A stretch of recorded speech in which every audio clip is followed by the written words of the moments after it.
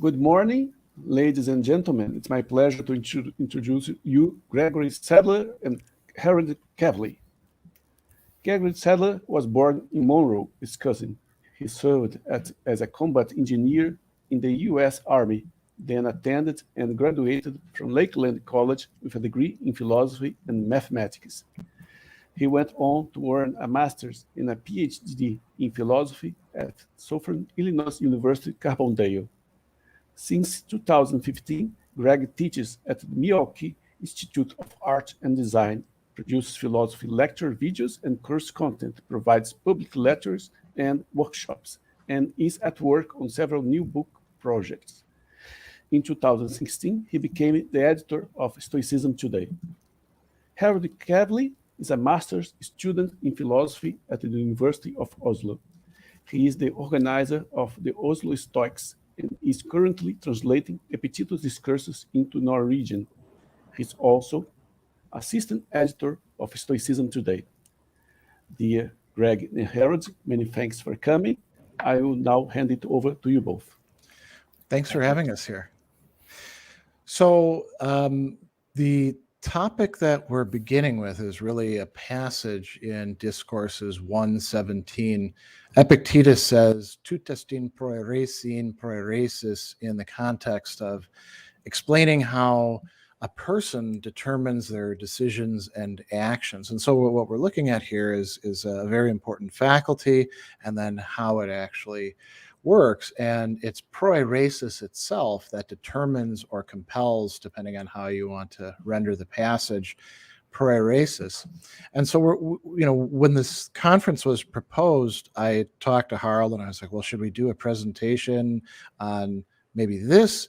And he said, yes, yeah, that's a great idea, because this is such a rich passage in implications and associations. And this is an opportunity for the two of us who collaborate on quite a few things. We meet weekly, not only to talk about Stoicism Today, but all these other projects within, you could say, the philosophy of action and ethics and things along those lines, mostly in ancient philosophy.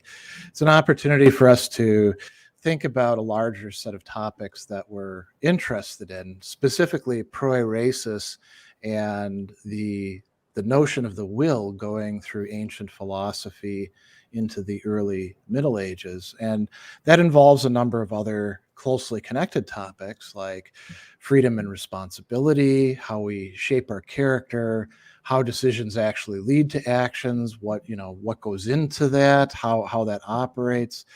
And Epictetus is very interesting in that respect, I think. So some of the material and the points that we're presenting here, we're cannibalizing a previous presentation that we made, which had a larger scope at the Aristotle and Aristotelian Tradition Conference this last summer at Marquette University. There we were discussing Prohairesis and the epimene in Aristotle, Epictetus, Alexander of Aphrodisias, and Simplicius. So Stoic and Aristotelian traditions. We also drew upon another presentation that I made in the Midwest Seminar in Ancient and Medieval Philosophy some years back on Epictetus and Priorasis. And so we're going to be discussing a number of different aspects bearing on Priorasis and Epictetus's works and thought and Stoic philosophy. But ultimately, it's centering on one main goal, a better understanding of what this passage means and implies, because we think that there's a lot going on packed in there. And so I'm going to give an overview, and then I'm going to hand things off to Harald, and we're going to go back and forth, and this will be much more like a conversation than a strict presentation.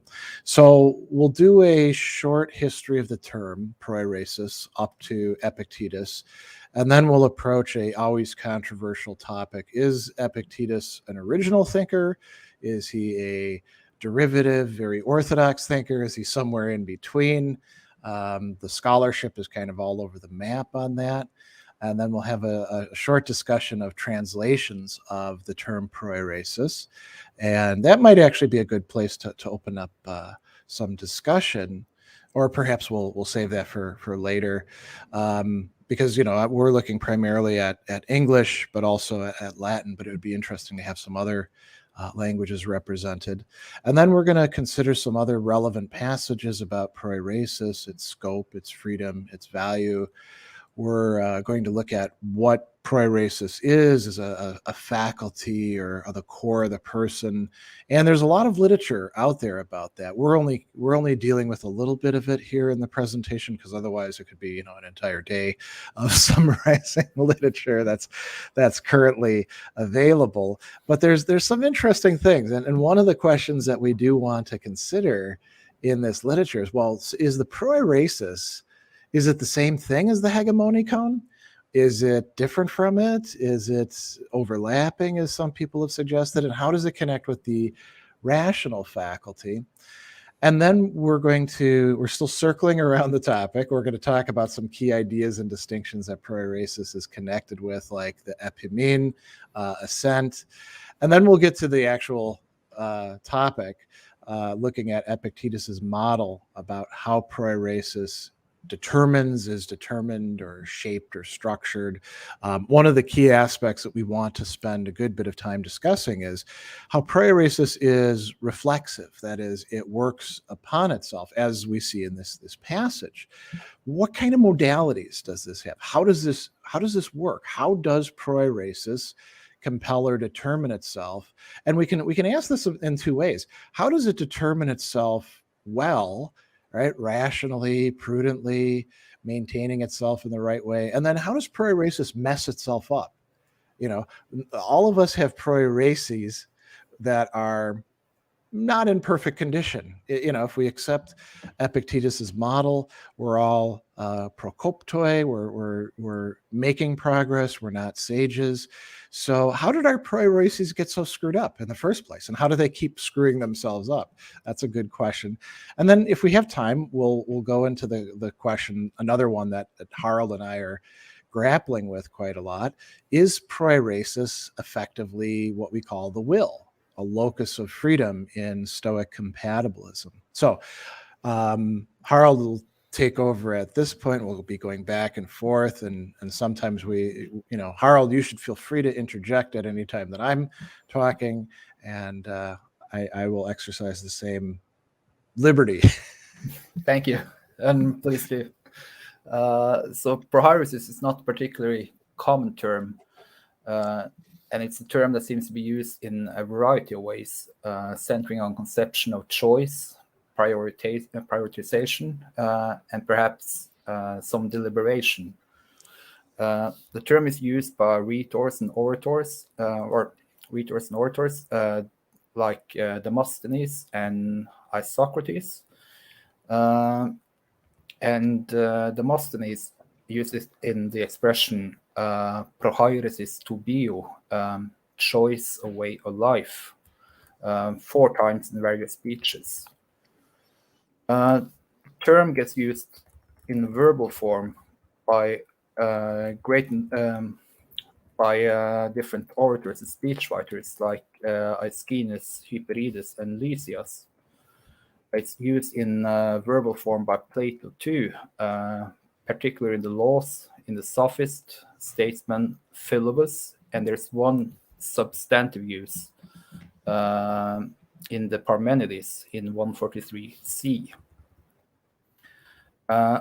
When we move to Aristotle, the term gets used a lot, especially in the ethical and political works, both in it's used in the ethics, in the politics, rhetoric, and poetics. And there the focus is on deliberation, virtue and vice, choice, and whether we are responsible for our own moral character.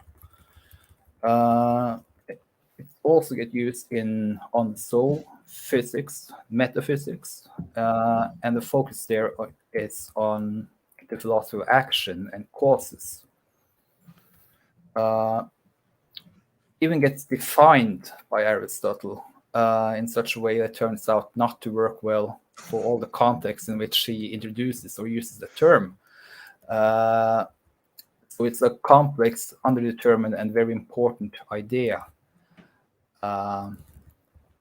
So yeah, politike orexis ton effemin, which can be translated as either effectively imbued intellect or intellectually oriented affectivity.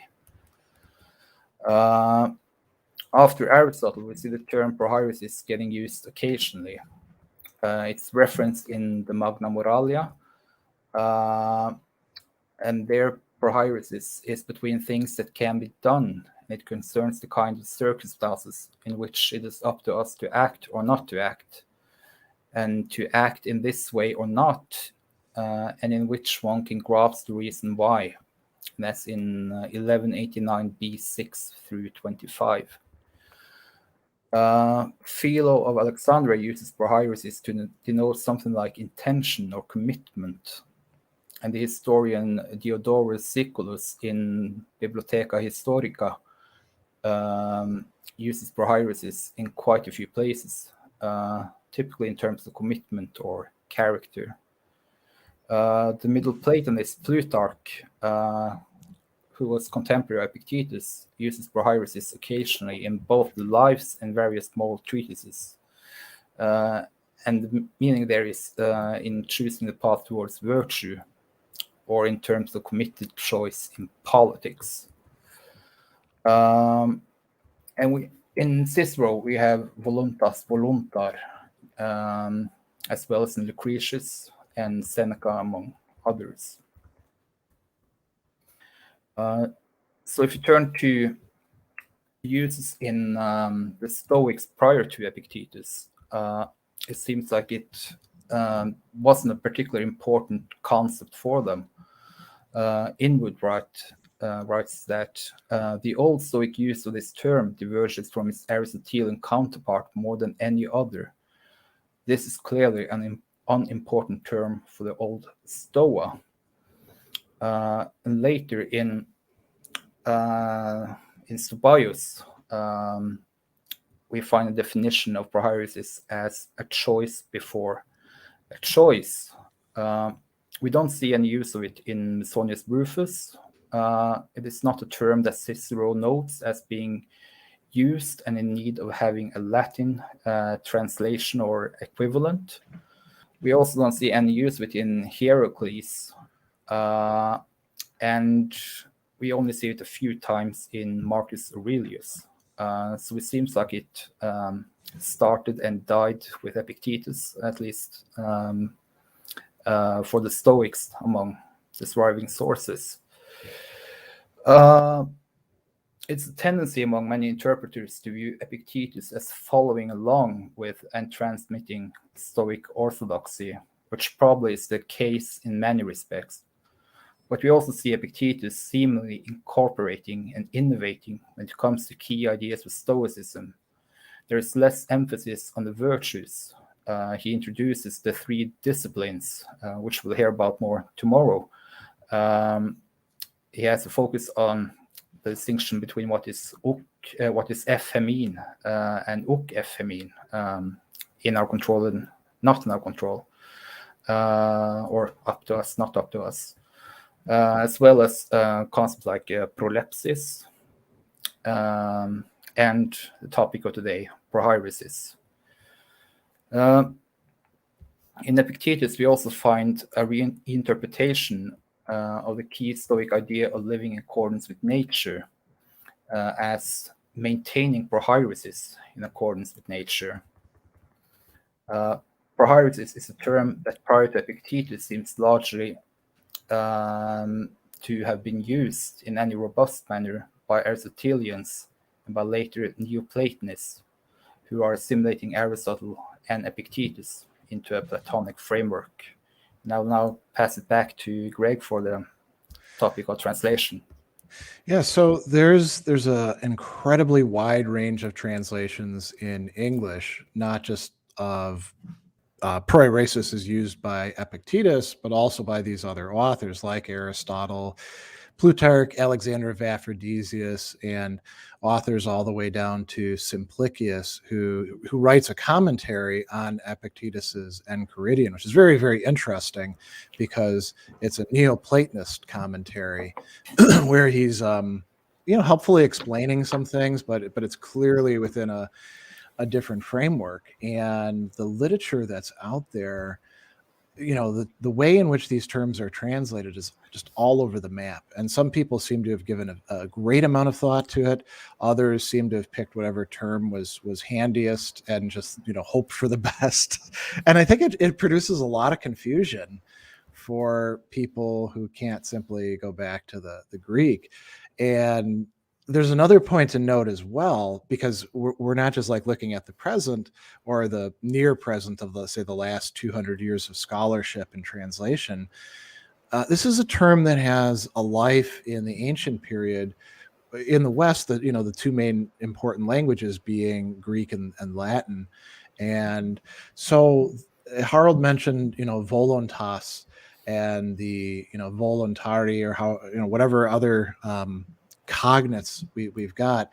Sometimes this is used to translate other terms like thelema, the will of fate, or the will of the gods. That's right there in Epictetus as well. Or boule or boulesis. Boulesis for the Stoics is a type of rational desire, but it has a different function for Aristotle, right? And so these terms are kind of loosey-goosey, to use a very suggestive term. And we see this in like from Seneca down to Augustine. The trouble is that voluntas seems to be the closest thing to Epictetus's Priorasis that we find in the literature, but it's pretty rare that Prohairesis actually gets translated by voluntas. In medieval Latin, once the translations of Aristotle get made, it's kind of implausible. Like if you read Thomas's commentary on Nicomachean Ethics, you look at the Latin text and then what Thomas makes of it, it's boulesis that gets translated as voluntas. And you look at what boulesis is in Aristotle and you're like, well, that can't possibly cover the same ground as it. It really should have been Priorasis, but Prohairesis gets translated as arbitrium, which is like a modality of voluntas, and oftentimes as liberum arbitrium, free choice of the will. Now, we actually looked at some Latin translations from the Renaissance and later of Epictetus's Enchiridion to see how is Prohairesis actually rendered. And we didn't survey all of them, but two of the very early translations, it's interesting to see the terms that are being used. So in the Niccolo Parati translation, this is looking at Enchiridion 4, where the first real focus on Prohairesis. Make sure you don't mess up your Prohairesis when you go take a bath.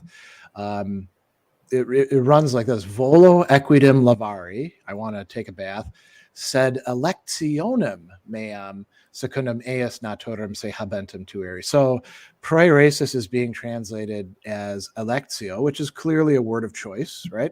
But maybe doesn't have the full range that we typically associate with it in Epictetus. And then in the Angelo Politano translation, lavare volo, I want to wash myself, right? Propositumque meum quod secundum naturam est servare, to maintain. Propositum, usually translated as like my intention, my plan, what it is that I put before me. That it's capturing the deliberative aspect a little bit better, but again, not closely connecting it. In the much looser Edward Ivy and later translation, which is very periphrastic, there isn't any word that corresponds to Priorasis. Instead, he talks about defendere, so to maintain, partus fortis et ingenui. So, it's like a whole set of words that are translating it, and you would never guess that this is actually Priorasis. If we look at English translations of Aristotle's term Priorasis, which is a narrower concept than Epictetus's, choice is a very common translation, often qualified by other terms like deliberate or moral or preferential or purposive. Intention is another one. I kind of like that. Purpose, decision. Harald and I have often used commitment as a good way to translate Aristotelian Prairie Racist. One that's clearly wrong that Irwin proposes is will. So, if anybody's Prairie Racist is will, it's going to be Epictetus, is not Aristotle's. What about Epictetus? So here we have a wider range because Epictetus treats Priorasis as a faculty or phenomenon of much broader scope. So we see, this is just this is not a comprehensive list, but faculty of choice, power of choice, moral purpose, disposition, that's from Bobzian's book. Long likes the word volition for all of the seeming dangers of giving the wrong idea. He's cool with that. Long also uses the self or moral character. Inwood talks about moral personality, which I kind of like. Freda at one point in A Free Will translates Prohairesis as will. That's a little dicey, but we'll talk about why. And we can ask, what does this range of translations tell us? And this is something that Harald and I, Harald is a translator. I also have translated in the past. This is something I think we're very attuned to, the possibilities of misleading people by choosing the wrong term, and we don't want this to become just a conversation about translation and terminology, but I think this is a really important point. I mean, Harald, do you want to weigh in here on this a bit more? Or? Yeah, I think that what we need to do when we translate Epictetus is that we must simply give up the pursuit for a perfect word to translate it. I think we need to rely on a glossary. And it's not just Prohairesis either. If you take a concept like eudaimonia or even ta adiaphora, the indifferent things. Yeah. I mean, if you just translate as, those things that doesn't make a difference, then that's not going to be very helpful unless you sort of explain the Stoic idea that virtue is sufficient for happiness and other things aren't on the same level of goodness. On a similar note, I think prolepsis is a term that's very difficult to find a good English rendering for that doesn't mislead, So maybe you're right. Maybe having a glossary and indicating at the start that people ought to go to the glossary and look around in there. Maybe that's our strategy, Yeah, and a very good introduction, I think. And then I think that, at least if we're going to do a new translation in English, then you can just try to pick the least bad amongst the ones that have been used so far.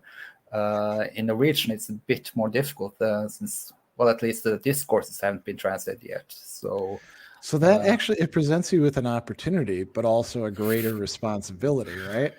Yeah, I mean, I can try to base it on some translations of the Ingridion, which has been translated a bunch of times. So I think that the latest that I saw was the ability to choose. What's the translation of Prohairesis? Okay. So now we're going to consider some relevant passages about Priorasis and its scope and freedom and value. So the larger context of the Discourses 117 passage runs more or less like this. This is Hard's translation. And I instead of using Hard's rendering, I've just put Priorasis in there. You have a Priorasis which is secure by nature from hindrance and compulsion. I'll demonstrate that to you, first of all, in the sphere of assent. Can anyone prevent you from assenting to the truth? No one at all. Can anyone constrain you to accept what is false? No one at all. Do you see that in this area you have a Priorasis that is immune from hindrance, constraint, and obstruction? Well, then, are things any different in the sphere of desire and motivation? What can overcome a motive other than another motive, and that alone? What can overpower a desire or aversion except another desire or aversion? So once again, it is your judgment that has constrained you, or in other words, your Prohairesis has constrained or determined itself. And this is a very rich passage because what we see here, two things. is, Prohairesis is moving both in the realm of desire, motivation, all these affective things, but it's also cognitive. It's moving with, he's saying, you have a Prohairesis that's secure by nature from hindrance and compulsion. Let's talk about assent. And there's an interesting, in some of the scholars, there's a tendency to say what the earlier Stoics were meaning by this vast field of assent is part of what Epictetus is calling Prohairesis. So that's important. And then we also see that Prohairesis works in part by taking our present thing and then replacing it with something else. So this is one way Priorasis actually works upon itself. What can overpower a desire? Well, another desire. And what decides what that desire is going to be? Priorasis does that, right? So this is a means by which Priorasis modifies itself. There's a couple other key themes that we see coming up, and we could actually find, we could talk about many other passages, so we just picked some representative ones. Priorasis is the core of what a person is. In book 4, he says, you are Priorasis. So that's a pretty strong equation, right? And then there's a couple other nice ones. You're not flesh nor hair, but Priorasis. So if you get that beautiful, you'll be beautiful.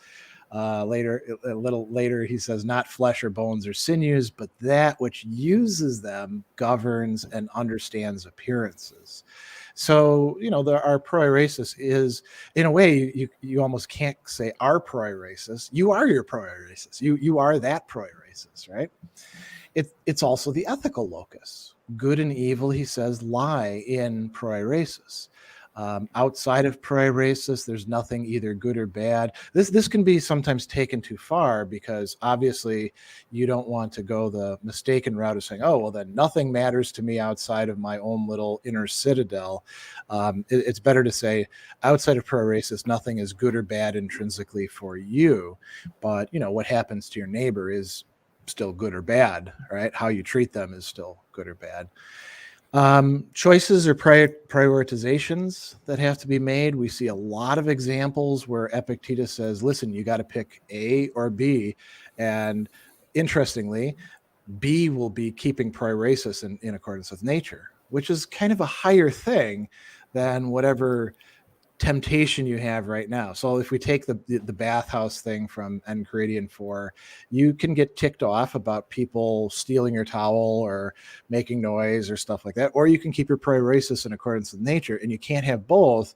So you use your Priorasis to decide which of these you're going to maintain. And then the last really important theme, Priorasis is free, radically free. He tells us that nobody is a master over another's Priorasis in book 4, chapter 12. Early on in the discourses in book 1, not even Zeus can hinder my Priorasis, right? Zeus gave it to me, but he can't change it. And then in 3:19, he says, nothing outside of the sphere of Priorasis can hamper or injure Priorasis. It alone can hamper or injure itself. So when we blame, our bad condition on, I came from a culture that gave me the wrong ideas, or it's the media, or, my parents who were mean to me, or my teachers, or whoever, Epictetus, I think he'd be willing to say, okay, those are all, what the Stoics might call auxiliary causes, but the real cause of you being screwed up is you and your Priorasis and your choices that you made. And you may have been in situations where, unfortunately, it was hard for you to see, like what the right thing was, and you got a lot of bad messages that are all appearances essentially. But it's still you, and this is very optimistic in a way. Because if we can be screwed up because of that, we can also fix ourselves, right? So this is a good transition to talking about some of the scholarly literature, and I turn this over to Harald, unless you want to say something about any of these passages. On the last point, and I think I'll get into it a bit later. And that transitions into the next section actually. But Zurabshi mentioned in the discussion he had with Michael Frede, where he said that, well, Priorasis is free in one sense, but it might also be the case that you need to make it free. I mean, if you have already compelled your Prohairesis, then you need to do some work in order to make it in the free condition again. And this is a little bit outside of the scope of what we were talking about, but this is something that you and I have discussed at a number of points. I think that's right, and I think that we in traditional virtue ethics, when we're thinking about freedom and moving towards the good and stuff like that, whatever faculty we want to conceive of it as, whether Prairie Racist or the will or something else, we use that to unscrew itself up, to make it better, to put it in better condition, gradually, cumulatively through a process that usually others have charted out for us, and then we follow, but we have to understand experientially. And so what that implies is we can build freedom, and I think that's again a rather optimistic side to it that often gets left out for people. They want to say either you're free or you're not. It's like an on-off switch, rather, and we could say another alternative is we could see it like a continuum, but in both of those are actually kind of wrong when it comes to Priorasis or the rational faculty. It's more like building a muscle. You have to do that over time. You do it through going into difficult situations. You stress the muscle. It increases its strength and mobility and its capacity to work. Except in this case, it's not a perfect analogy because the muscle doesn't move itself, right? The brain moves the muscle. Yeah, and perhaps another similarity with the muscle is that if you're not in good shape and you try to deadlift 300 kilos, then you might end up breaking your back. Or destroying the muscle. Yeah. That's a good point. How does that translate well to Prohairesis? I mean, there are some examples of people in Epictetus's discourses who have really, really screwed up Prohairesis, like the guy who wants to hang out with him, and he says, "Listen, buddy, you're an adulterer. Nobody can trust you. You've taken the man inside of you, the man of trust or faith, right? And you've destroyed him." So that kind of implies that you could damage your Prohairesis pretty significantly. Yeah, and I don't remember any specific place where Epictetus says that you need to be careful about what kind of challenges you introduce yourself to. But I think he says at some point, but it kind of makes sense. I mean, let's say that you become convinced that virtue is the only thing that's really good. You're a fresh student of Stoicism, then maybe you shouldn't try to get tortured to death. Or, I mean, you should probably avoid that anyways, but I mean, maybe it makes sense to try to be a bit careful about getting into a really challenging situation. Yeah, again, this takes us a little outside of the scope of it, but John Cassian, and I do think the monastic fathers did incorporate a lot of Stoic stuff into their discipline, not just through Evagrius Ponticus, who is clearly influenced by Stoicism. Cassian advises people to work on only one vice at a time, and he says that if you try to take on too much, you're guaranteed to fail. And I think that's actually really good advice. Yeah. And it also perhaps ties into the role ethics. I mean, when he talks about the different prosopon and making choices in accordance with your role. Yeah. And again, something that we hadn't really thought of. Maybe, when you talk about Priorasis, one of its functions is prioritizing. And if you think about Epictetus's role ethics, you have every single role that you have, he says, signifies a set of duties that you have or appropriate actions. How do you prioritize between them? So if you're going to be a good son and a good brother and a good neighbor and a good citizen, sometimes one of those has to give. And so how do you determine that? It's Prohairesis that settles that, right? Yeah, that makes sense. So, okay, should we jump to the next section? Yeah. All right, so we're now going to go to a section where we try to draw on some of the scholarly discussions of other people, and we're going to try to tackle 4 issues. The first one is understanding what Prohairesis is for Epictetus. And the second is what is the scope of Prohairesis? What does it extend to? The third issue is Prohairesis the same as hegemonicon, the rational faculty? The fourth issue, the rational part, leading part. The fourth issue is Prohairesis what comes to be called Voluntas, or the will. And these issues tend to be blended together in discussions. So if you turn to the first of the two, Tony Long writes that this faculty, let us call it Prohairesis for short, is the essential self, as Epictetus conceives of this, the bearer of personal identity. Khan, in Discovering the Will, writes, Prohairesis is presented not only as a decisive factor in practical existence, but as the true self, the inner man, the I of personal identity. Inwood, in Ethics and Human Action, in early Stoicism, writes, he, Epictetus, has elevated the term to stand for a man's entire free power of choice, which constitutes his moral program for life.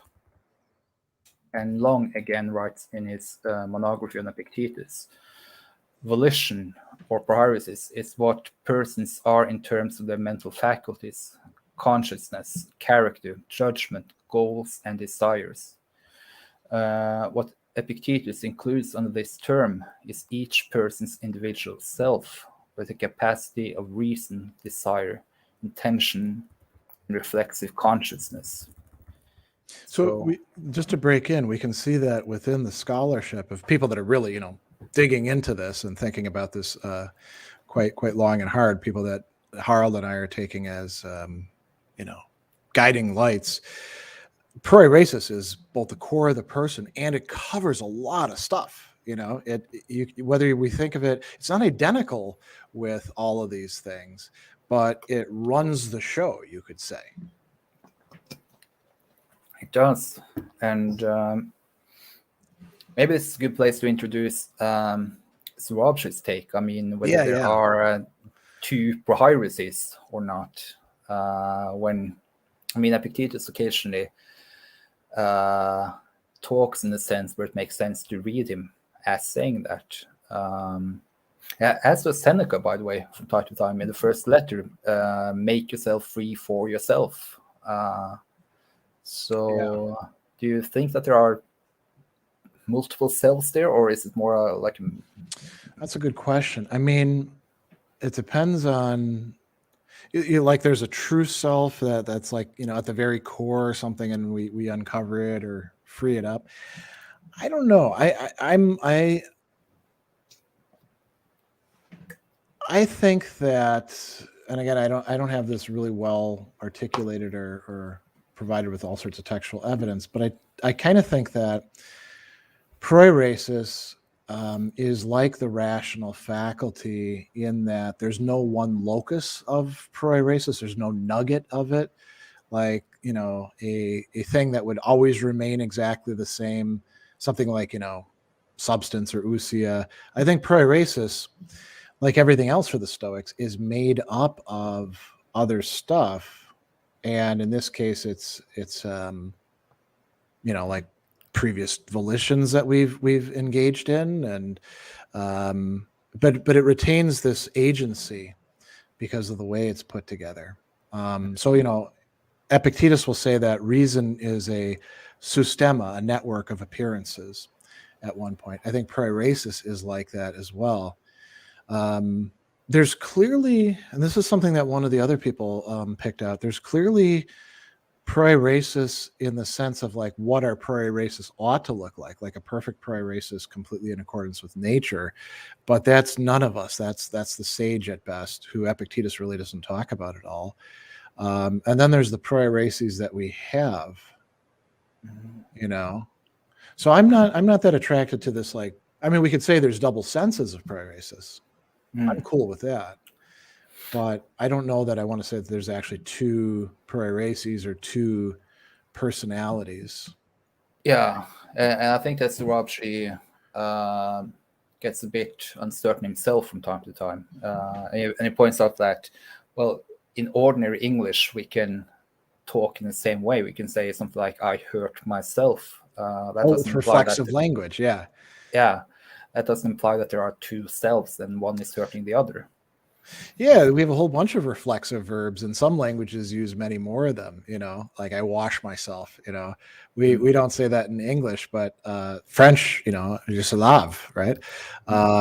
There's a whole bunch of words that are there's a whole bunch of verbs that don't make sense unless you have the, you know, personal pronoun in there. Yeah, or the medium voice in Greek. So exactly, yeah. Paomai, I'm stopping myself. Yeah.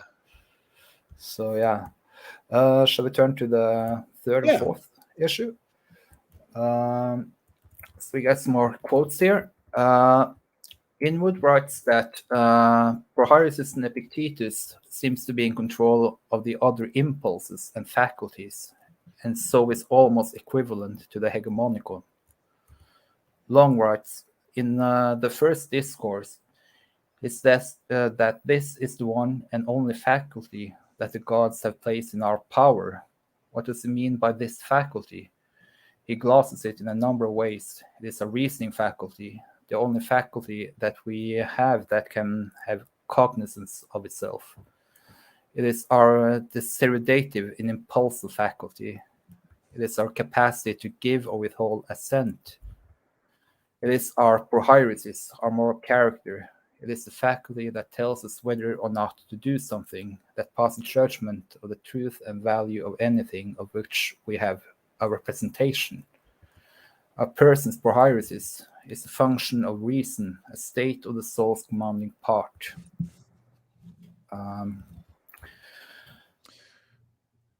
Do you want to say something, Greg? Well, read the next quote, and then I do have something. Yeah. The previous quote was from Stoic Studies, and this is from his monography again. This congruence could suggest that the terms are synonymous in Epictetus, but I do not think this is right, although they overlap in their referent. So far as human beings are concerned, hegemonicon does not mean rationality. So this is a topic that Harald and I have gone back and forth about, with him taking one position and me taking another position. And the positions are not very far apart. The question is, should we identify prohairesis with two other things, the hegemonicon, the ruling faculty, or the rational part? And my point of view, really until very recently, and now I'm more or less convinced of the point of view Harald has been articulating, is that you've got the hegemonicon, clearly important, clearly a central part of Stoic anthropology. And, you know, prohairesis, I was saying, is just the hegemonicon in a certain way. Likewise, the rational part is, you know, a certain way. And I think there's a lot of places in Epictetus where he uses these pretty synonymously with each other, and where what he's saying about the rational part applies, you know, about its reflexivity applies to the Priorasis or vice versa. And so these are just like different ways of looking at things. The rational part is more about like our reasoning processes, and the Priorasis is more about choice and practical reasoning and, you know, that sort of thing. But they're all the hegemonicon. And, you know, so like Inwood, it seems almost equivalent. That almost is really key there, right? Long saying there's overlap. I think that's right.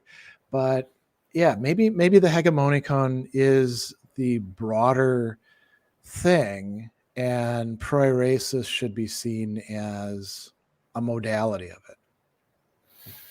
Yeah, I think that is right. And I think I mentioned this earlier too, that I think that Stoics thought that animals have a hegemonicon, but they do not have prohairesis. Yeah, and they don't have a rational hegemonic, and maybe that's the key, part of the key difference, you know. Yeah, and I think that hegemonicon is a bit more. I mean, would the hegemonicon be the thing that actually receives impressions without necessarily ruling on them? Well, it rules on some of them, right? And it's affected by them as well. So, I mean, again, going beyond our topic, but if we think about like the phenomenology of perception, to use Merleau-Ponty's title and term, we're like taking in what the Stoics call phantasiae all the time, and we're only attending to certain of them, those that we think are, you know, particularly important, and those are at the level of conscious perception, and then we do like decide what we're going to do. Like if I taste my coffee and suddenly there's a bug swimming around in it, and I take a sip and like something's moving around in my mouth, I'm not paying attention to this you know, this presentation anymore, or what's going on the screen. I'm paying attention to what's going on in my mouth, and do I spit it out? Do I, like, you know, try to investigate further in a very calm manner? You know, these are all possibilities for my hegemonicon. Yeah. How are we doing on time now, by the way? Well, we're getting close to the end, but I don't know if we'll get to anything. Well, we won't get to everything that we'd planned, but let's keep going with this, because this is a really important thing. And maybe we'll skip over the other key distinctions. You know, let's talk about the free will stuff. Free will stuff. All right. Yeah. So that's your section, right? Epictetus model of how priorities determines. Well, we've got three passages here that I think are kind of interesting. So Stephen Strange in Stoicism, Traditions and Transformations says, Augustine, even if he does not create the modern notion of the will, is a much less remote ancestor of it than the Stoics, which implies that the Stoics and Epictetus are doing something different than what we nowadays say. Freitas says something very different. Freitas says we have here we have our first actual notion of a free will, but it's a notion such that not all human beings, in fact, have a free will. They're meant by nature to have a free will. That is, each human being is capable of having a free will. And this is what he says about Epictetus. And then Chris Gill, describing Kant in his book, The Structured Self. Kant has this entire article where he's tracing, you know, the development of free will from like Homer all the way to Augustine. Kant finds in Epictetus a crucial stage in the discovery of the will, a process he traces from Aristotle to Augustine, finally Thomas Aquinas. The main point is the idea of a highly unified locus of motivation and action. In Stoic psychology, this is standardly seen as based on the unified control center, the hegemonicon. In the Stoicism of the late Roman Republic and early Empire, Kant finds the emergence of a new vocabulary for expressing the integrated conception of motivation in the use of Voluntas and Seneca and Priorasis and Epictetus. I'm kind of attracted to that view. You know, I think that Priorasis and Epictetus isn't exactly what Augustine means by Voluntas. And it's not, you know, like the whole large conception of the will that we have maybe in the present, but it's pretty close, you know. And I like this language of discovering the will, the human being discovering something that's been there all along and just was not particularly well articulated. It's not like, you know, if we're Aristotle, we don't actually have a will, we're just not able to articulate it as well, you know. Yeah. So maybe we should jump down to talking about some of the ways in which, you know, making good on our original promise. How does Prohairesis determine itself? So there's a couple things to say about this. In a lot of cases, Prohairesis is going to be determined by things that are not Prohairesis. There's a receptivity in it to what's outside of it by its very nature. And some of these are uses of Prohairesis, what we can call prohairetic decisions or determinations of others. You think about your family and growing up in a certain way, the choices that your family members make, you know, even about like decor, or, you know, when you wake up in the morning, or when you eat, or when you have to go to bed. Education, you know, if teachers do indeed shape us, they're doing it by how they use their Prairie Racists. The workplace, political and own social life. A lot of these are probably not directly aimed at producing, things in our Priorasis. It just happens to do that. But, we get messages, we learn things. Priorasis is also reflexive. And here we get to the root. Prohairesis determines itself or necessitates or compels itself. But the question we can say then is, well, how does this happen? It's not like a magical process where it just, has a feedback loop circling into itself. And I think we'd be wrong to imagine it like a little homunculus inside of ourselves who's perfectly conscious. And, that's a nice imagination, but that's not what Epictetus says. And it's not remotely like what we experience. When we make choices about ourselves, very often we do so in a consciousness of having made the wrong choices in the past and try to fix ourselves in the present. And we're in this like fog or, limited horizon of, well, how do I unscrew myself up in the present? And here again, Epictetus tells us reason is a systema of appearances. I think we should think of the Priorasis as something complicated, like a system that chooses that we don't have full consciousness of. And it chooses in particular situations and moments and determines itself in for larger contexts. And it's sometimes, we sometimes do this in terms of thinking about very general things. What kind of person do I want to be? But most of the time, like, Harald has mentioned role ethics several times in here. I think a lot of the time we're actually thinking, well, what do I do within the context of this relationship and the responsibilities that I have? So, Harald, do you want to weigh in on some of the more determinate ways in which Priorasis compels or determines itself?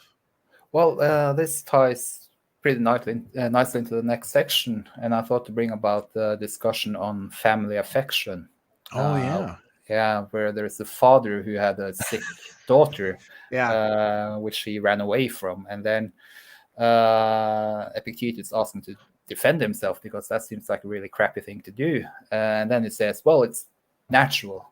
And then they go into a Socratic dialogue on,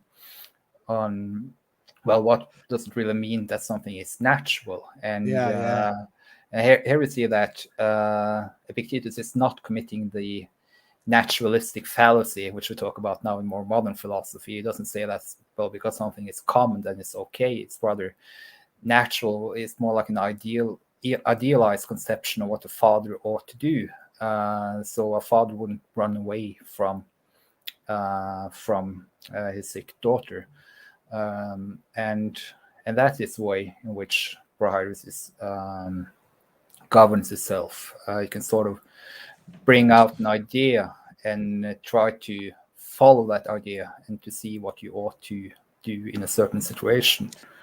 And that actually brings out something that's implicit in Epictetus's practice, but he doesn't thematize that much, which is we don't modify our Priorasis just by retreating to the inner citadel, and actually Epictetus says, by the way, your inner citadel, it's a citadel of vices. You got to destroy those because they've built up citadels inside of you before you're going to be able to do anything.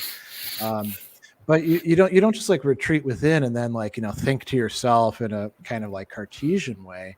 You do so in relation to others, and the best part about others is sometimes they can say, "Hey, man, you're screwing up. You need to fix this." Yeah, like Epictetus is doing with that guy. Yeah, and another interesting idea that he has is that, well, you can't really maintain your own relationships unless you focus the good on Prohairesis. Yeah, that's right. Yeah. And that's really interesting idea. So, yeah. And a few other ways, if I may, in how Epictetus thinks that we can govern Prohairesis is that we can bring about counter impressions or reframe a few things. So when he talks about how we can find solitude challenging, well, then he suggests that you try to reframe it as peace of mind, peace and quiet. And if you're bothered by the crowds, then you try to think about the crowd as a festival. So yeah, those are great examples. Yeah.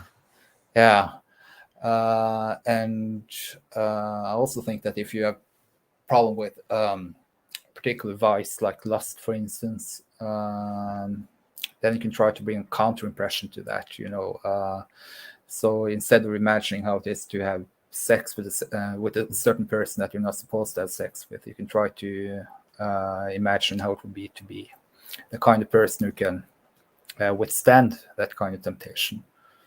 That's a great way to unpack that line that he has, when you encounter a beautiful girl or boy, well, you just turn to temperance, and you're like, well, how do you do that?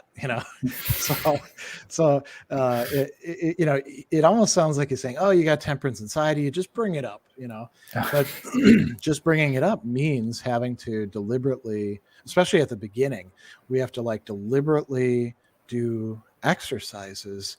And this leads us, into a larger topic of what Ado calls, spiritual exercises. I think his work is quite helpful in that respect. But what he's doing is he's just bringing to light stuff that's already there in the texts. Yeah. I mean, another thing too. There's another cognitive means, because reframing is cognitive. All the places where Epictetus says, "Remember this" or "have ready at hand," there's a dogma that you're supposed to have thought through and made part of your repertoire. And so when you get into a situation where your Prohairesis, which is not perfect, is tempted to move in this direction, like with anger, you can remind yourself. He's got this, really great analogy about, you've allowed yourself to be scourged and you've got scars. What, you're going to whip yourself some more and raise, things on top of the scars. And this is a bodily metaphor, but you can apply it and think, oh yeah, I'm really destroying myself by allowing myself to lose my temper in this case. And that's how Priorasis works upon itself, Yeah. So it's very practical as well as theoretical. Yeah. There's another thing that I think we could talk about, attentiveness. So, sometimes this gets translated as mindfulness. And actually in the recently published Stoicism Today, Volume 3, there's a great essay in there by Greg Lopez saying that Stoic prosoche maybe isn't the same thing as Buddhist mindfulness. Actually, he's not saying maybe it isn't. He's saying totally not the same thing. And here's the textual evidence why. But attentiveness is itself quite important, and that's something that we can direct using our faculty of choice. I can be attentive or be thoughtless. I can choose to extend my attentiveness, as people do in mindfulness practices. And I can also choose not to look at things that I should. If I know that I have an anger problem and somebody points out to me, hey, you're getting angry, if I choose not to listen to them, and take advantage of their better perspective, right? That's my Priorasis. I'm responsible for that. So. Yeah, I think that it was either Long or Zurabshi who made a point that Prohairesis is a bit more wider than it is for Aristotle in this regard, since it's not simply a commitment about becoming an athlete or something. It's rather something that goes on all the time.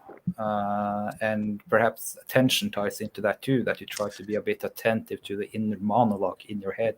It is interesting, though, that in Aristotle, he doesn't use the word Priorasis there, but it's coming up in the context of whether we're responsible for our characters.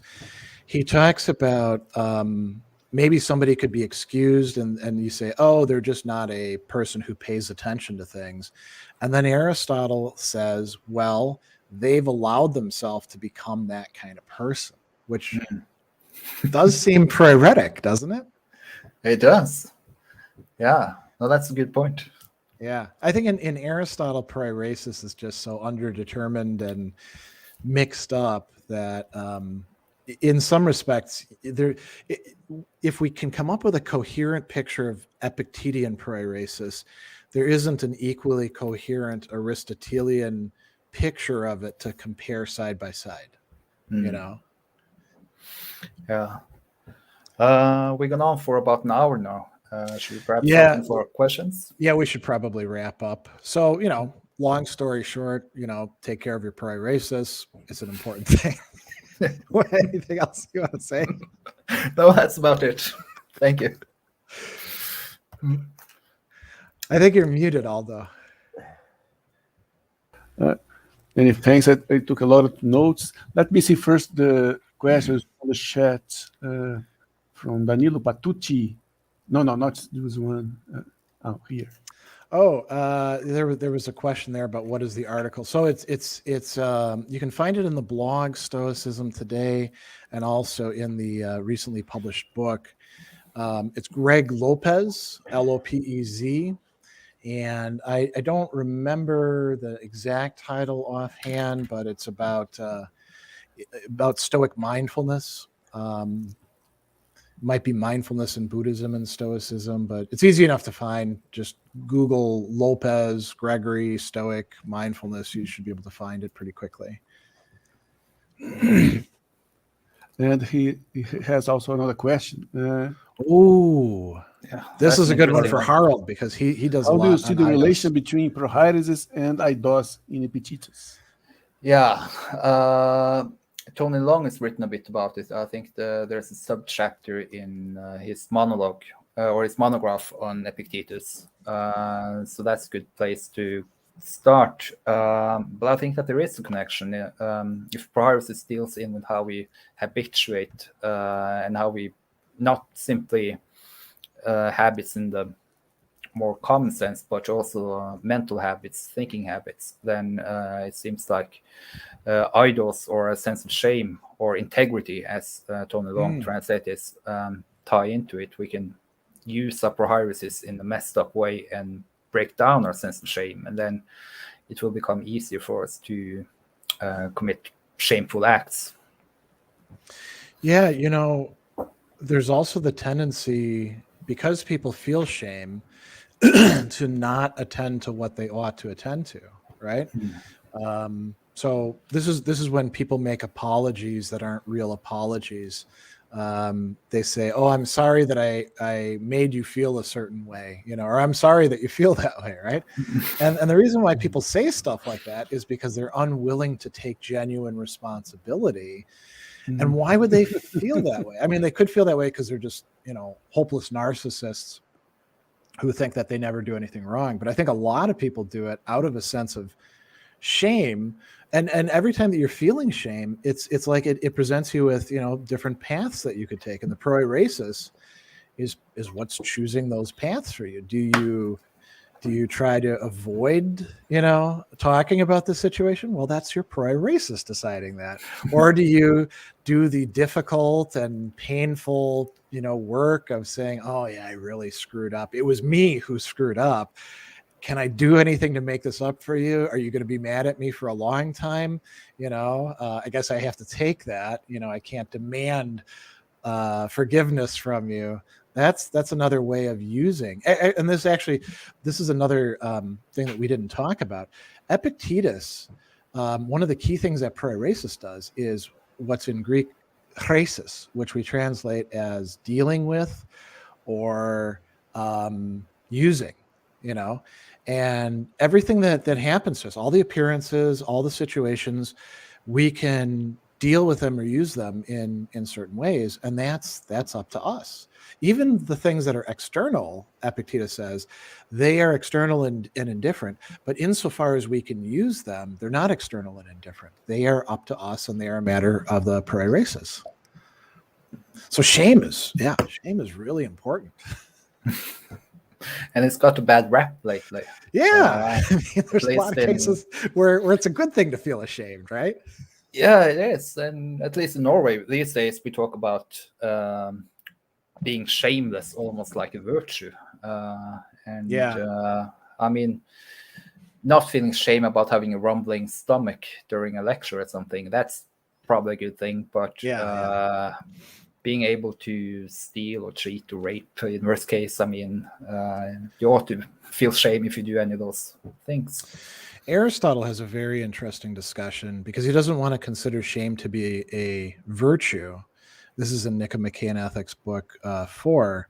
although he does consider it to be a middle state. And he says that a good person won't actually feel shame, but were they to do something that was wrong, like steal somebody's stuff, right? Steal somebody's textbook in a class, steal from your classmate, then they would feel shame. So it's like counterfactual, whereas the shameless person will just do whatever they want to, and that's not a good thing. It's a bad thing. Yeah, I was talking with Danilo about it, and he presents the passage of Arius Didymus, where Arius talks about these virtues which are not knowledge. And I talked to Danilo. Maybe we could put eidos here, because it's not knowledge. It's not a virtue, because virtue is knowledge for the Stoics. Yeah. But there are some virtues that all knowledge is virtue, but not all virtue is knowledge. Some virtues that depends of what's the word, Danilo, of ascesis, right? Of practicing them. Right. And we could say that there's components, right? So knowledge is I think it's better to think of it, knowledge, a virtue isn't itself just knowledge. It's knowledge plus, right? Yeah. And I have a lot of points here. First, the point you mentioned at the end of your presentation about Prohairesis and the hegemonicon, because usually in the Stoicism, Prohairesis is divided into 7 parts: the senses, reproduction capacity, voice, and not the Prohairesis, the hegemonicon. The hegemonicon, and thought, right? Can you say that the Prohairesis is the 8th part of the soul, as something like the hegemonicon being aware of itself? Because you can say that the hegemonicon works in a sense automatically. It produces presentations all the time about external and internal things. But Prohairesis is totally up to us. We can somehow stop the process and update the opinions you have labeled, or you have used in our thought. I have used in other. I think that a lot of the times the Priorasis is working less deliberatively, less consciously in Epictetus, because there's all these passages where he like connects reasoning processes, and he says, hey, don't get angry at people because they've got these wrong assumptions, and then they reason from them. And that happens in kind of an implicit or automatic way of practical reasoning. And then he likens that to the same thing is going on with like badly formed desires or aversions and habits and stuff like that. So I do think that there is a part, and I do think that both the rational faculty and the Priorasis, they kind of interfuse each other, and they're part of the hegemonicon. I think that a good bit of the time what's happening is unconscious, even for those of us who've made progress, but you're right, there is also this, whatever we want to call it, and it gets difficult to, we use this word reflexivity where it can apply to itself, but existentialists use words like lucidity, like Camus is always talking in that framework, and that's not a bad way, like a light, a sort of illumination of, holy crap, this is me, for better or for worse. I think that's important too, that self-consciousness. And that happens both in terms of like our moral awareness, you could say, which the Priorasis you could think of as that way, and also in terms of our just like rationality, right?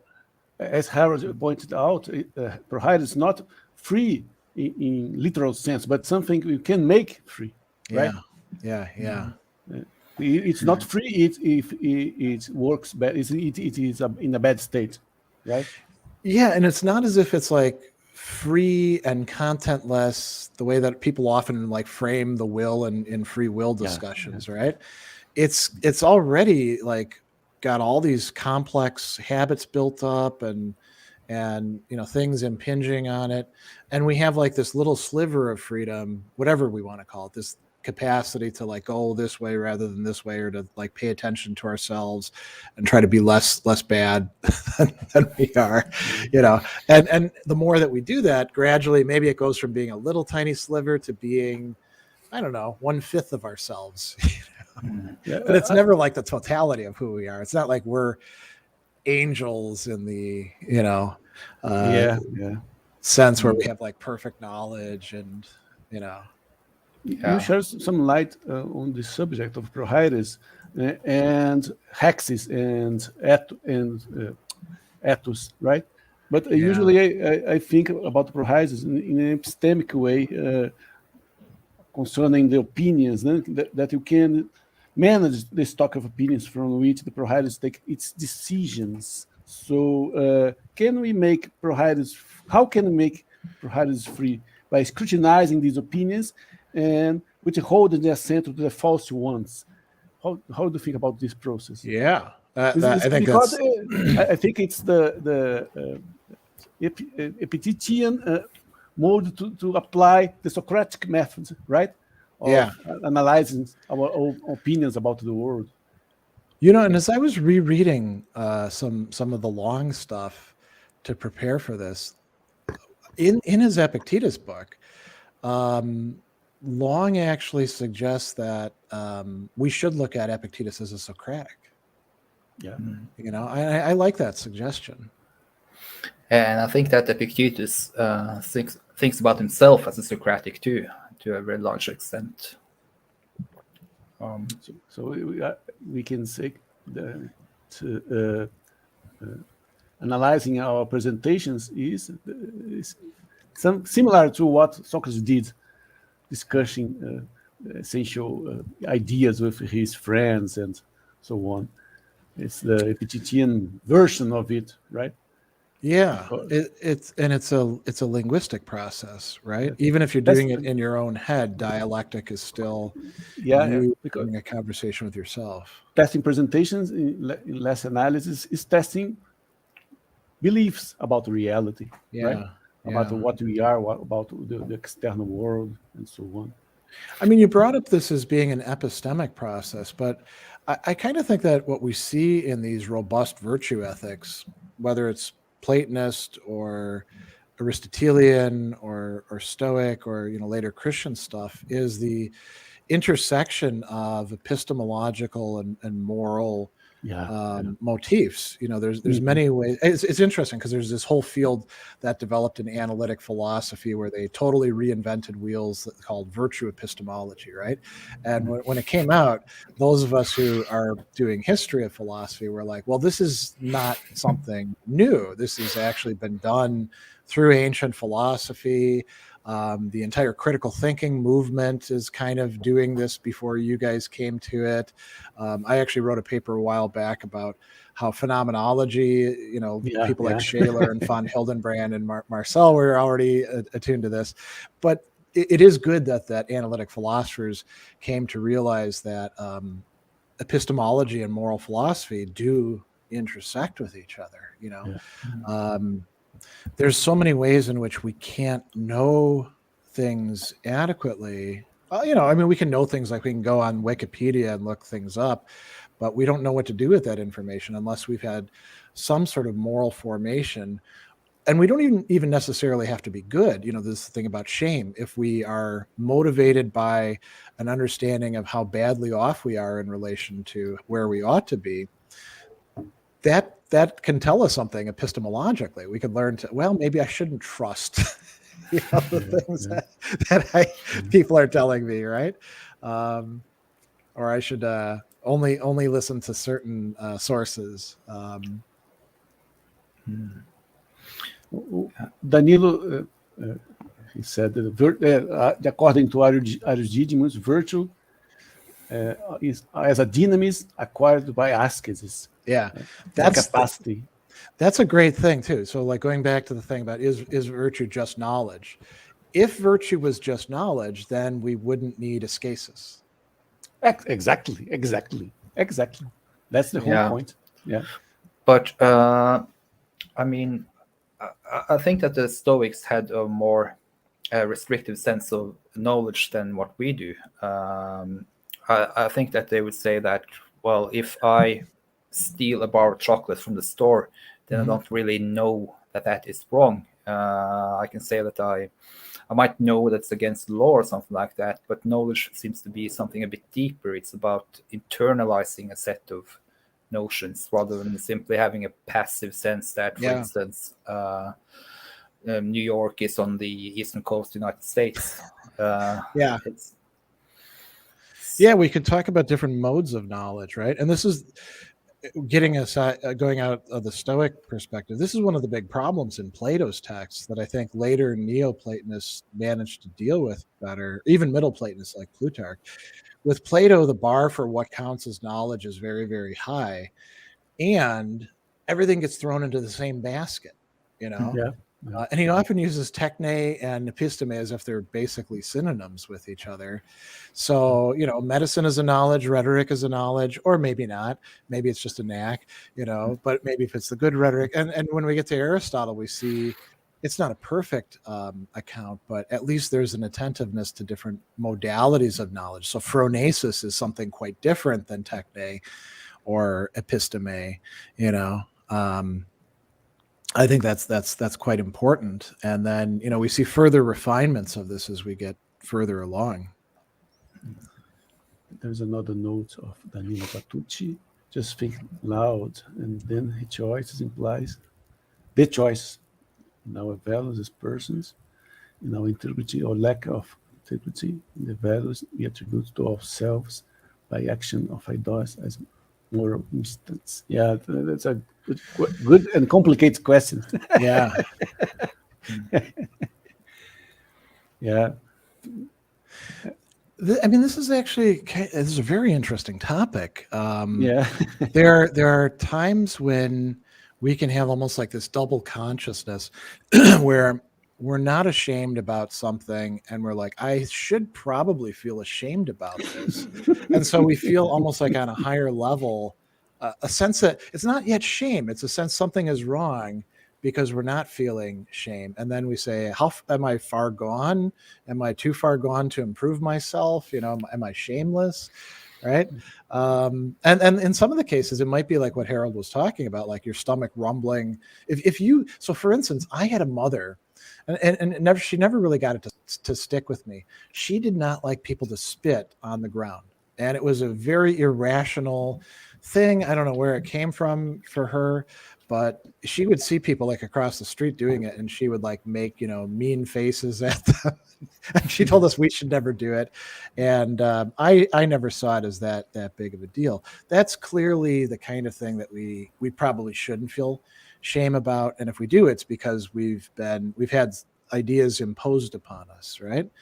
You know, passing wind, people get very ashamed about that to the extent that they hold it into the detriment of their health. Benjamin Franklin back in the days actually wrote a book about this called Fart Proudly, you know. Well, so there's some things that we probably, you know, need to feel less shame about. I think Epictetus has in mind that kind of shame you feel sometimes. You know, there are so shameful things we do that even years later we remember it and feel shame.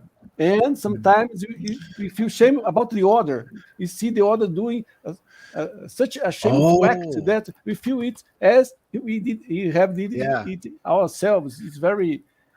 When I was a kid, and I would watch situation comedies on television.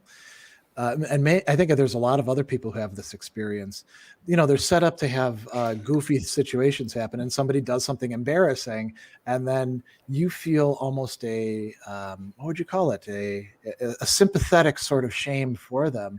For me, that was so strong that sometimes I had to leave the room and not watch the show because I felt so bad for them. Isn't that cringe? cringing? I think feeling Cringe. something cringy is it's more centered on the other person. There's less of a I feel this for you aspect. I mean, the concept of cringe is one that probably could use a significant analysis, right? And we're still inventing our moral vocabulary as time goes on. Is there a Portuguese like cognate or similar term to what in English we call cringe? I don't know. I never see this word before. Let's ask Marcus. He's also an English teacher. Yeah. What do you think, Marcus? I think you're muted still. Yeah. Let me see in the dictionary. Well, I don't know if you have another good word for that, but let me take this opportunity to say something. Although maybe we found some good link between Galen and Epictetus. Yeah, I was talking This about. is very interesting because we have been talking about Prohairesis in Galen. I've been working on Galen's PHP, and Prohairesis shows up 23 times in PHP. But I got some very important information from you guys that I was not aware of. If Prohairesis is not in the Stoa, let's say Zeno, Diogenes, Chrysippus, but it is very strong. It is very strong. Yeah, Epictetus, and Prohairesis is very important for Galen, and he is using Prohairesis to determine the location of the hegemonicon. So at this point, I don't know if Prohairesis is the hegemonicon itself or is some part of the hegemonicon or some function of the hegemonicon. I'm not sure about that yet. Lacey translates Prohairesis as choice most of the time, or volition, which would be the same thing. And sometimes when it comes with kinesis, it's like a voluntary action, which is an action by choice, I guess. It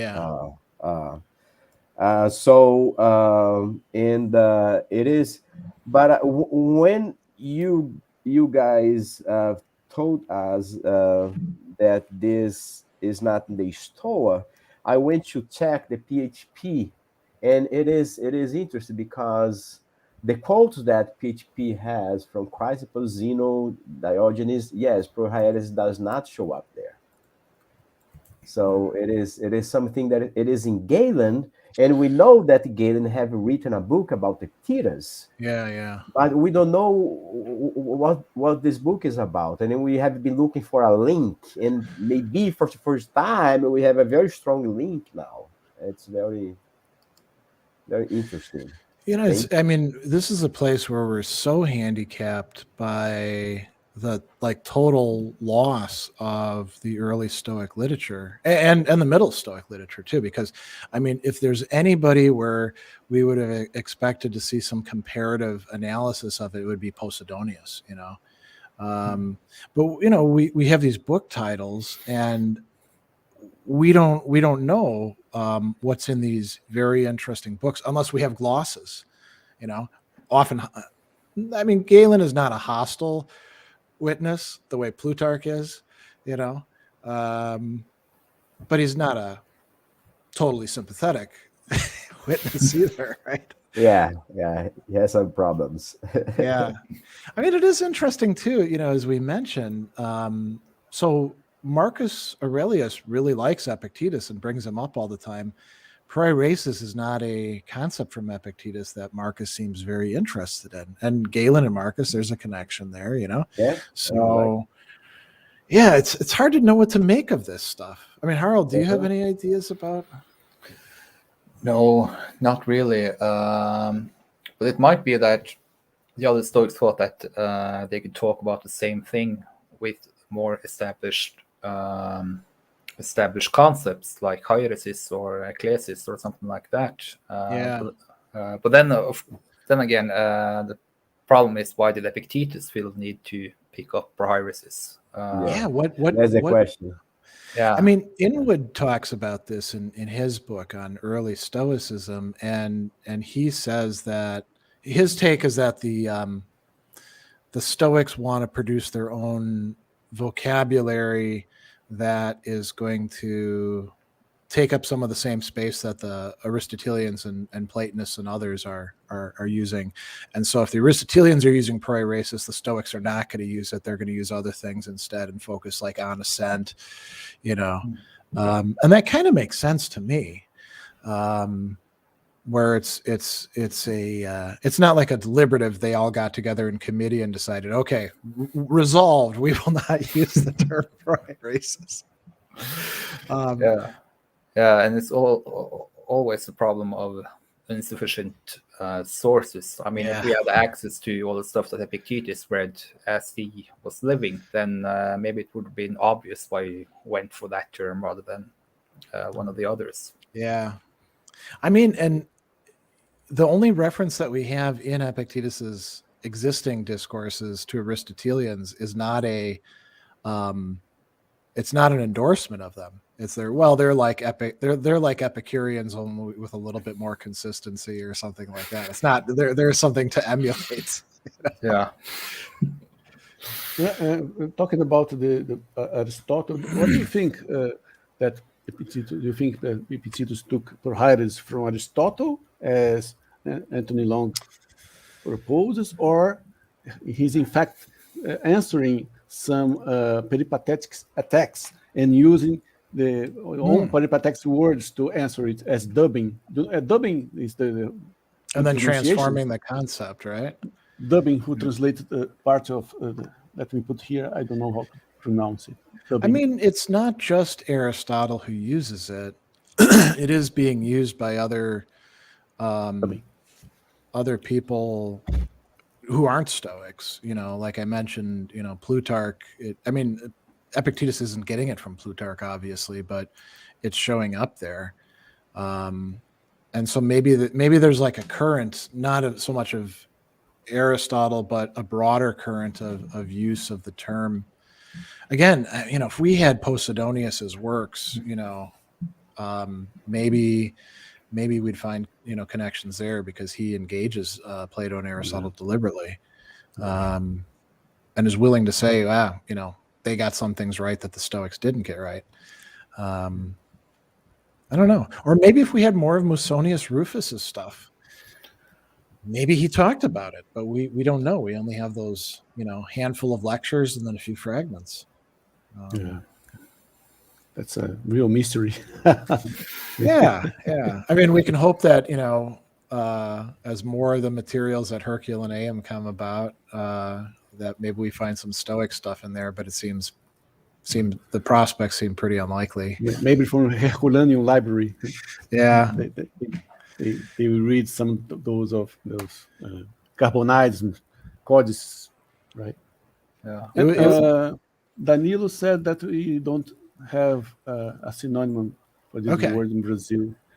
Okay. Usually we say that we feel the shame of the other. We use an expression. Yeah. We actually say cringe in Norwegian too. So it's just like becoming a loan word. Yeah. Yeah.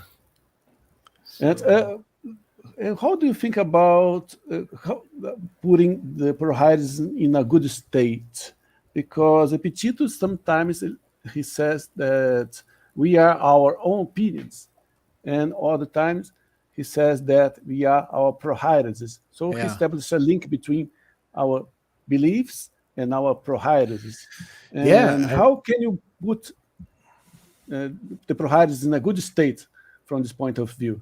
I mean, part of it is figuring out which of our beliefs are false or alienating us from other people or getting in the way of our performing our duties, and there's usually a lot of those once we start looking into it. And it's very much, with moral improvement, it's very much like peeling an onion, right?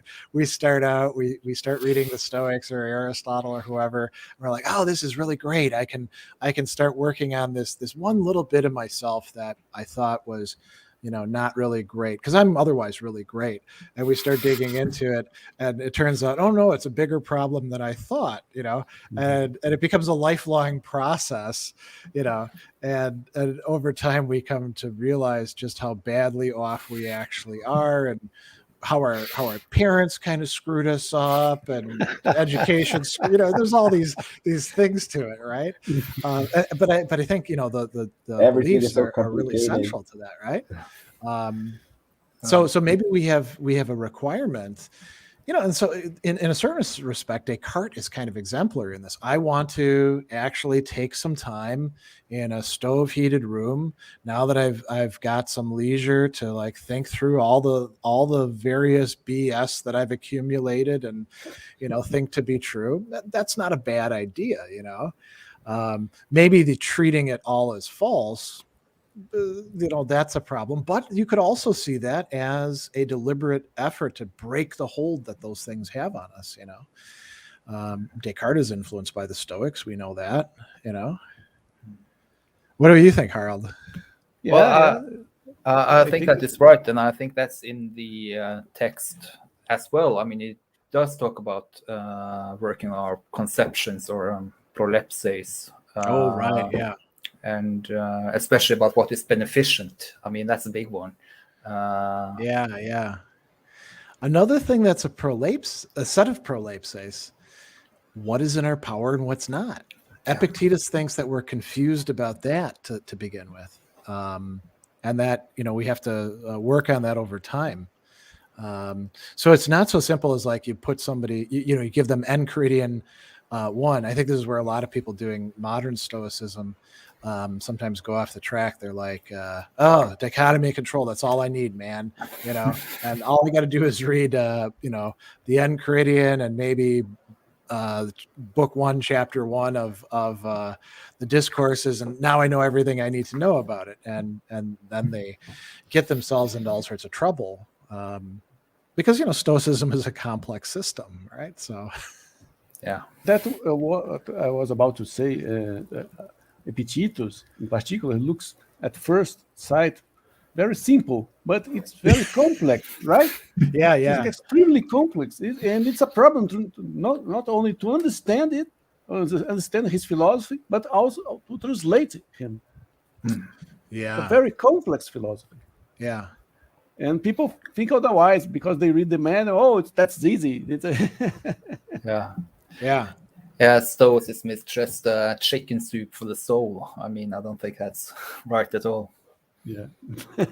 So well, and actually, those sort of misunderstandings of Stoicism, I think, contain ways of going astray. So, and ways that, if Epictetus were around today, he probably would have a similar Socratic discourse, like the guy who claimed that he was motivated by familial affection to leave his daughter. So if Epictetus were around today, he probably would be, calling onto the proverbial mat some people who have these very simplistic takes and saying, well, let's think this out. What's wrong with this?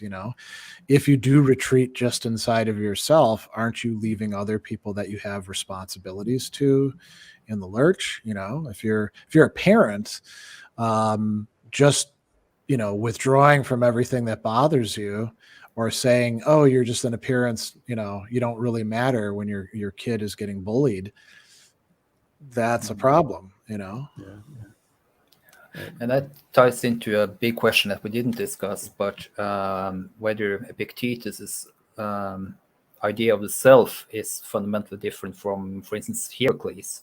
So Heracles seems to have this idea that we're supposed to extend the self, while it seems like Epictetus is trying to narrow it down to the minimal.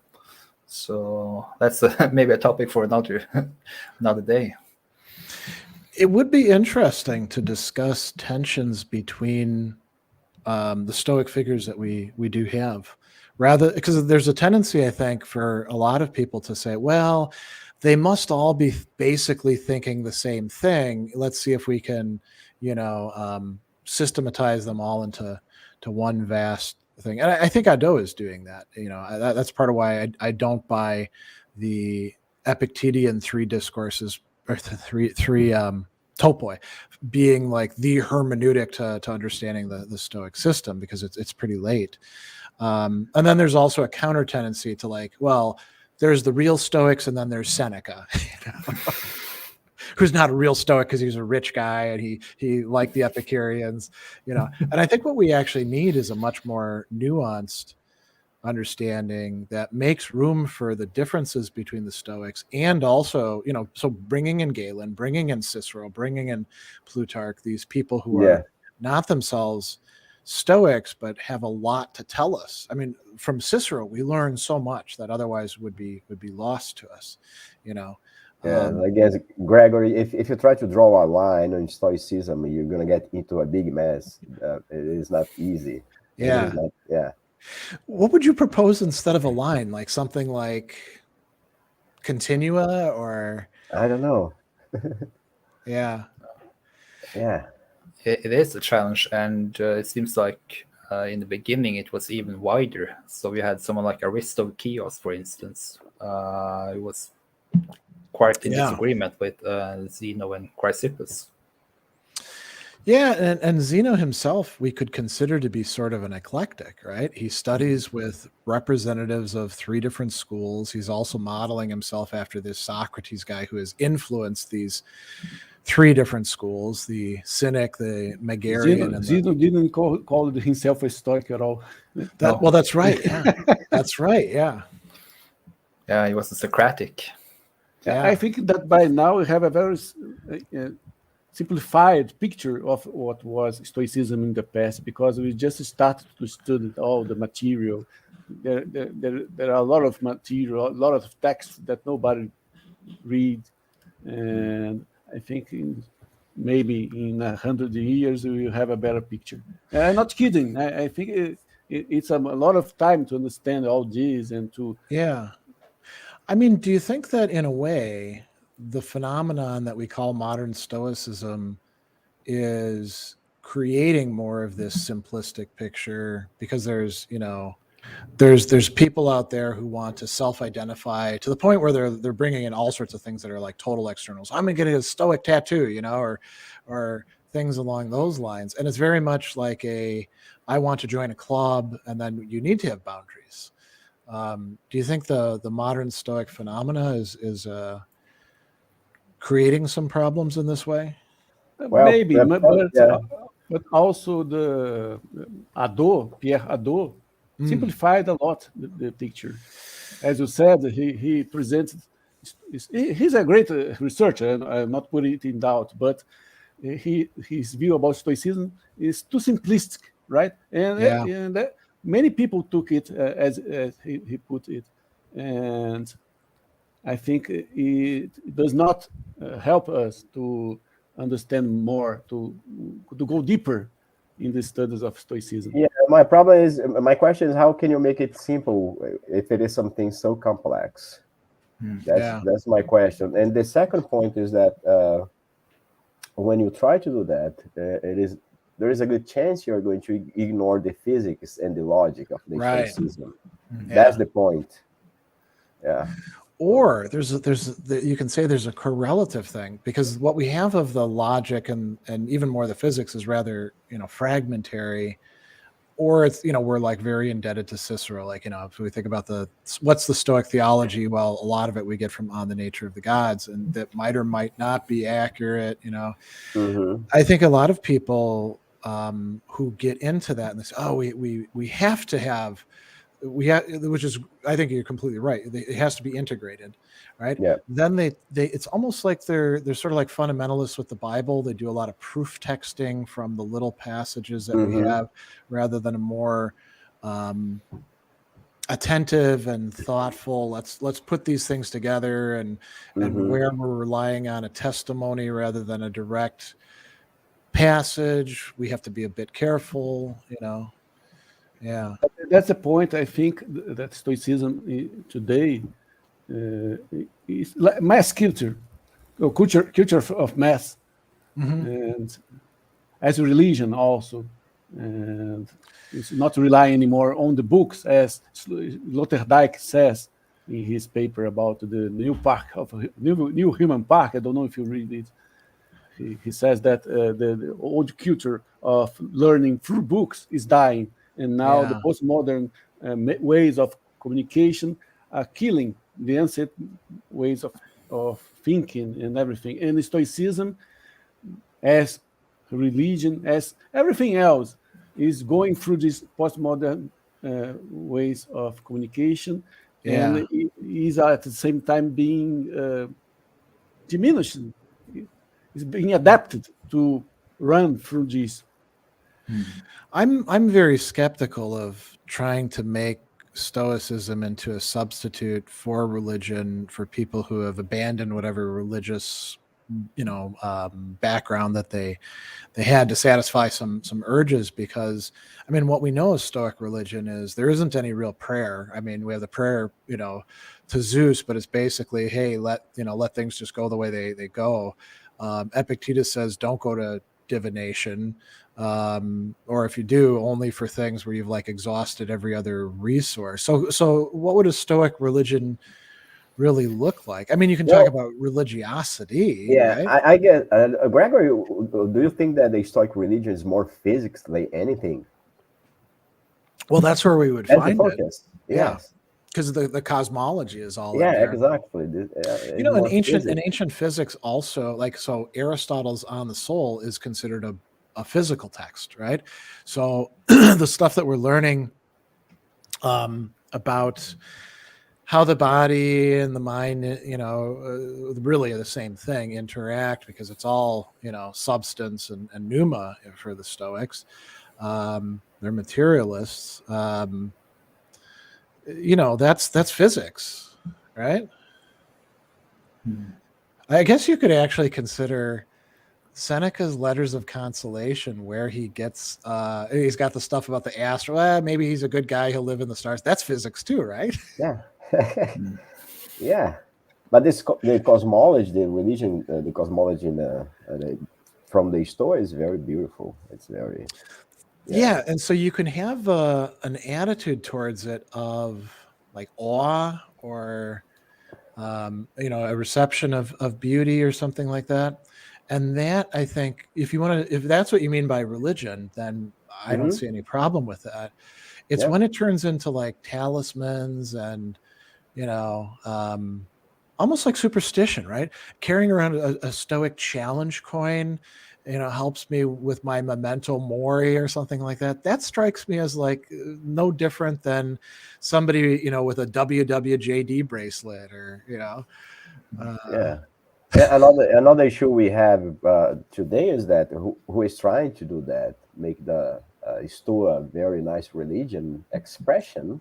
It has some problems to get rid of the influence from the Christianism. So it kind of mix everything, and then it is not Stoa anymore. Yeah, I've even seen somebody put out something they call the Stoic Breviary, and I think a breviary is a great thing, because if you want to learn about Christian monasticism, one of the best ways to do it, besides reading the monks, is to pray the Liturgy of the Hours and see what that's like, right?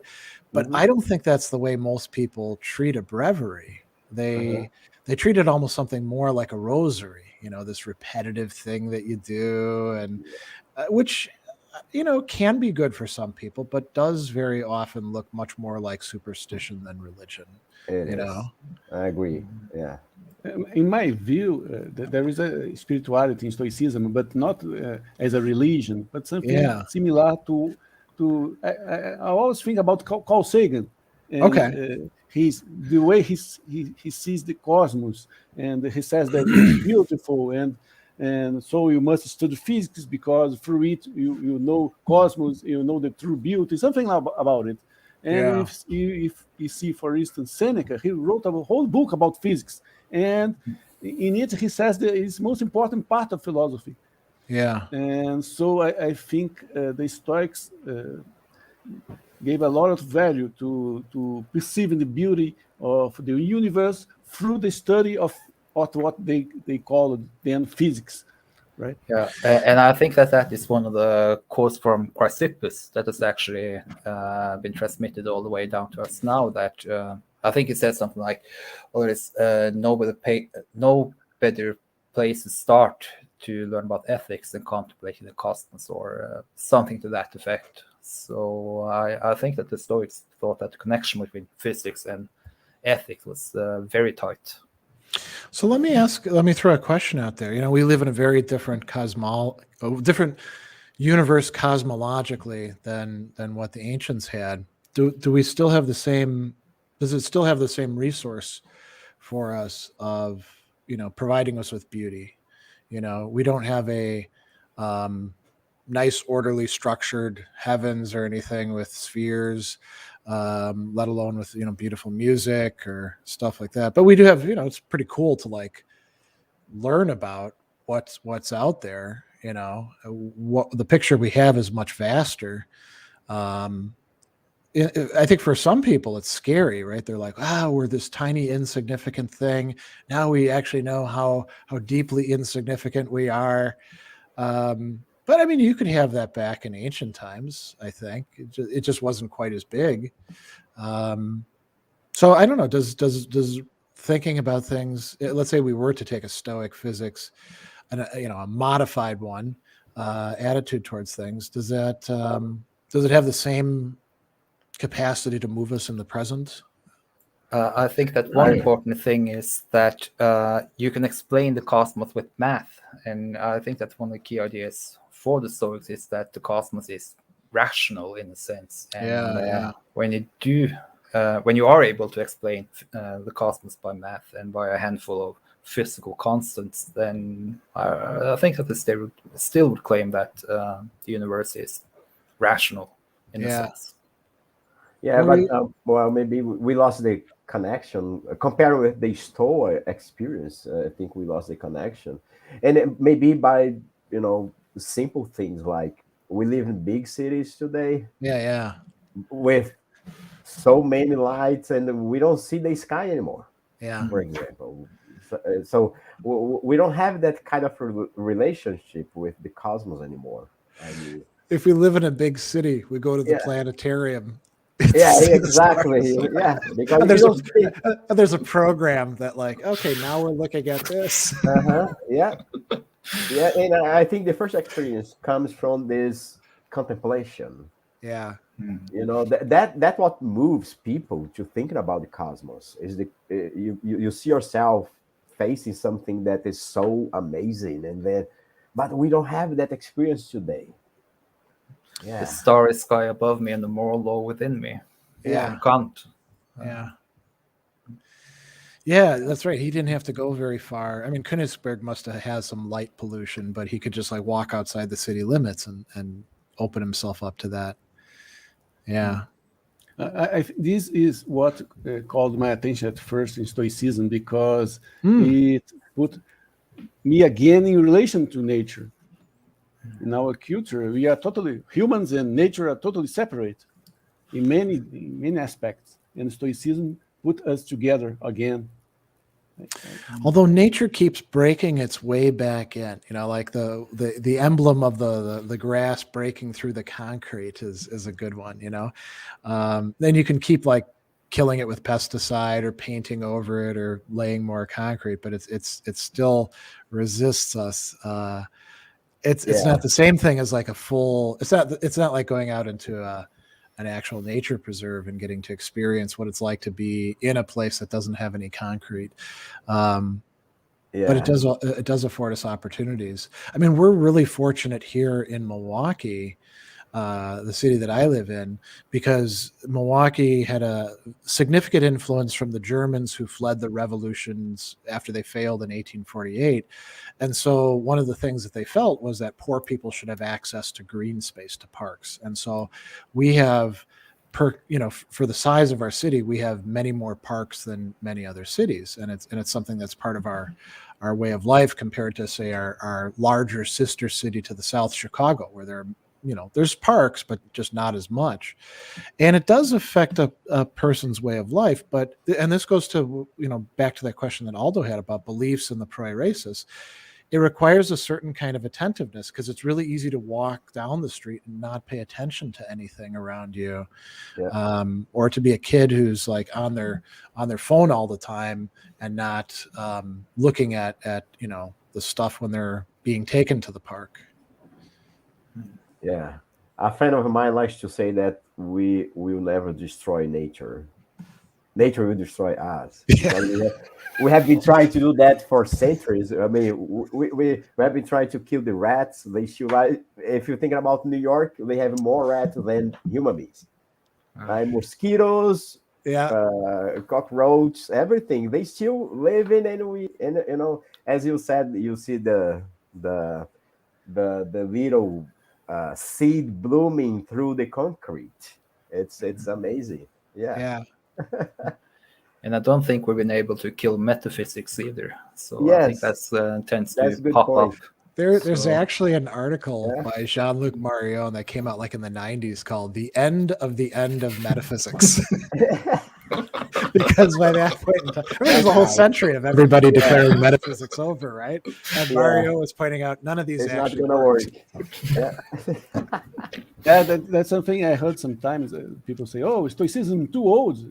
How can it be useful today?" But I say, but Christianism is also very old, and people follow it anyway. There's no problem, right? Yeah. And an idea doesn't become any truer by being neither old nor new. I mean, that's actually relevant. Yeah, exactly. Yeah. So, It does not survive for no reason, right? Yeah. Hey guys, I think it was an excellent talk. I really very appreciate far-ranging. your presentation, and I'm really happy about it. thank you. It was great to be here. Yeah. And I hope Thanks so much for sometime organizing we this. can have a draft together. I don't know if you drink, but or orange juice. I don't know. I prefer a draft of beer, but Me too, yeah. That'd be great. And Marcos, something else to say? Well, thank you, Gregory and Harold. Very nice contribution. It was really important for me because I'm going through some research on exactly on the Prohairesis, and that was so nice to hear all the information that you guys brought to us. Thank you very much. Oh, I'll put in the chat the link to Modern Stoicism, which Greg and Harold are the editors, right? And you have some message to the Brazilians. Obrigado. That's only, Yeah, my only word Portuguese is so limited. Good accent. Thank you. Okay, and if you want to, we will make a dossier of this symposium, this seminar. And if you want to send us some text to translate it to the Portuguese, please, you are welcome. Well, thanks very much. Thank you. All right. I think the Brazilians must know more about your excellent job. Yes. Excellent work on Good Stoicism. idea, Aldo. We can translate. Yeah, that's nice. And thank you for having us. This was a great experience. Yes. All right. Thank you. Many thanks, and until soon. We'll see you Yeah. See you later. soon. See ya. See you later. Bye-bye. Bye-bye.